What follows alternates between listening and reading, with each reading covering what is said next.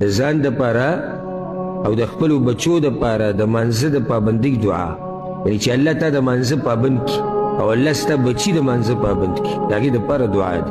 ابراهیم علیه السلام ویلي و الله ته رب اجعلني مقیم الصلاة ومن ذریتي، ای ربه زما وګرځوه ما لره پابندي کوونکی د مانځه او زما د بچو نه هم، یعنې یا الله ما له توفیق راکړه چې زه د مانځه پابندي وکړم او زما بچو له هم دا توفیق ورکړه. پیغمبر الله ته دا وایي چې ما د مانځه پابند کړه، یعنې دا مونځ په دې کې ګنجایش د پیغمبرانو سره هم نشته، یعنی پیغمبرانو سره دا گنجایش نشتی چې موږ پکې پرېږدي. ابراهیم علیه السلام وایي ای ربه زما وګرځوه ما لره پابند د مانځه او بچي زما هم. بله فایده د بچو دپاره خلک دا قسمه دعاګانې غواړي. ځکه چې دا خبره یاده که، دا یاده که دا خبره چې کله ستا بچي د مانځه پابند وو که نه او د الله حق یې پېژندو، نو هغوی به ستا حق هم پېژني، هغوی به د مور حق هم پېژني، هغوی به د هر چا حق پېژني.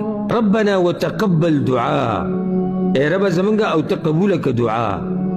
ربنا اغفر لي ولوالدي، اے رب زمنگا بخنو کی ماتا او زمان مور او پلارتا، وللمؤمنین او طول مؤمنانو تا یوم یقوم الحساب، پا آغا ورد چه قائم بشی حساب کتاب.